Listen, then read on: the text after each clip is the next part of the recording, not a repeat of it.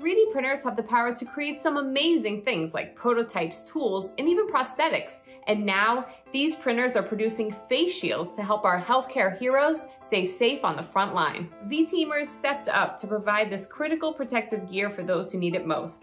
Sanjeev Gupta enlisted the help of the Livingston Robotics Club to help produce and assemble these face shields. This is the white part which we need 3D printed. After this white part is printed, there is still an assembly needed. So the robotics club, they are the ones who do these parts. We sanitize these masks, put them in a box so that they are ready to be provided to the healthcare workers. Tim Bennington Davis is also getting his robotics club involved. We've supplied shields to many of the people in harm's way who would not have access to medical grade shields. Folks like pharmacists, nursing home therapists, local police and fire departments, and even the people that staff the self-checkout lines at grocery stores. We'll deliver another 200 this week to 3 different states. Will Kalman raised funds for materials and rallied volunteers in his community to use their home 3D printers to make headband pieces. We've recently delivered 325 masks to several different medical offices and hospitals in the area, and we're actually ramping up to deliver up to 600 to 800 in the next week.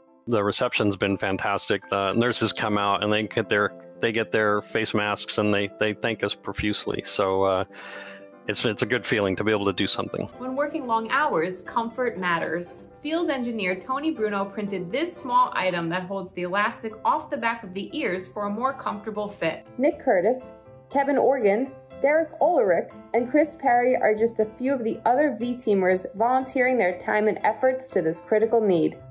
Thank you so much for contributing to this amazing grassroots effort. To find out ways how you can get involved, check out the Verizon volunteer site at verizon.com/volunteer. Stay safe and healthy, and until next time, you're up to speed.